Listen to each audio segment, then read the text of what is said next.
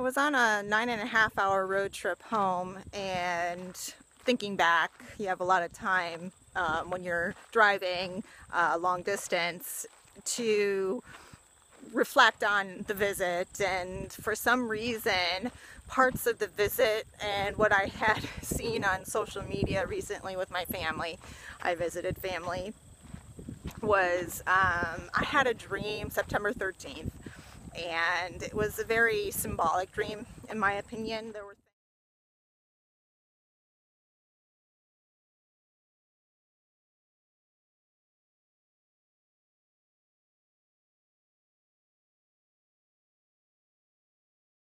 When I was growing up, I lived next to my grandparents, and this dream happened in between and also at my grandparents' place.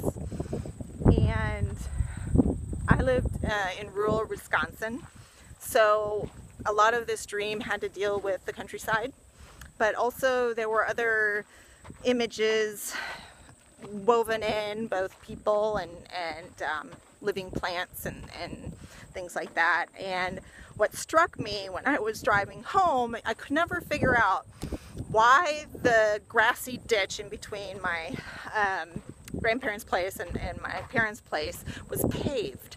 It always was like perplexing to me. Why would a ditch be paved? And then when I was home, my dad had been doing some yard work. They have had a lot of flooding in Wisconsin, so he had a ditch dug in between our apple orchard and the main yard.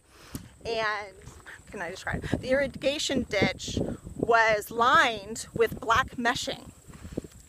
And when I was thinking on the way home, I'm like, oh, that is probably maybe the paved ditch. And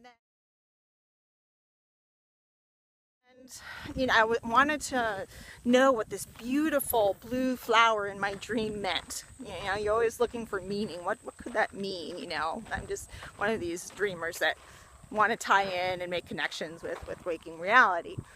And what happened is we were doing some walks in there's some trails, walking trails, grassy trails, and my daughters and my nephew were picking flowers. My nephew picked a sunflower, picked some white weeds for me, little flower weeds, and then also they had found some milkweed, and were opening up and playing with the seeds and the fluff that's inside.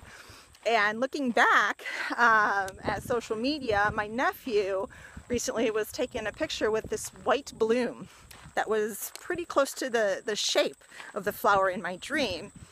And the blue, I always wondered, where's this blue coming from? Well, both my nephew and my children were all dressed in blue, this pretty blues. And the position of the milkweed, where they were looking at the seeds, was on the corner of, like a perpendicular corner between the grassy trails. So the types of shapes that were in my dreams kind of matched up with the waking events that happened.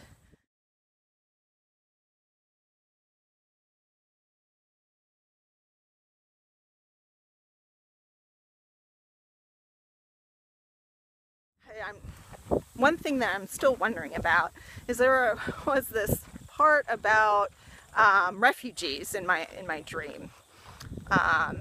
There was an African warrior painted in my dream, and I could never figure out why. And then also there was kind of like a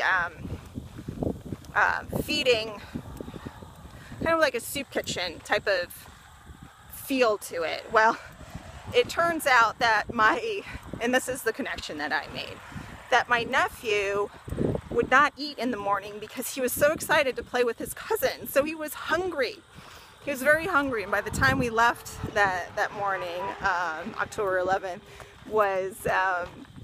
he was starving. So I thought, well, you know, maybe that's the part where people needed to be fed, that were hungry. I don't know. I mean, these are the things that I think dreamers wonder about, you know, how they can make connections, but also it's a matter of what you do with your dreams as well. And what I use with the interconnectedness with dreams and waking life is to create stories, to create these interesting turns in my short stories and in my poems as an artist. And I think a lot of artists and creative people use dreams. Also, people who are innovative also, I've read quite a few, wake up in the morning and the first thing that comes through their head, whether they dreamed or not, is what they write down. So just consider maybe any kind of sleep dream or waking dream, whatever kind of image that sticks in your head, or word that sticks in, or numbers. I've had dreams with numbers. What those could mean. I mean, it makes a long road trip very interesting. When you start thinking about all of the connections, one thing leads to another, and you have an interesting story to keep you company on a long road trip home.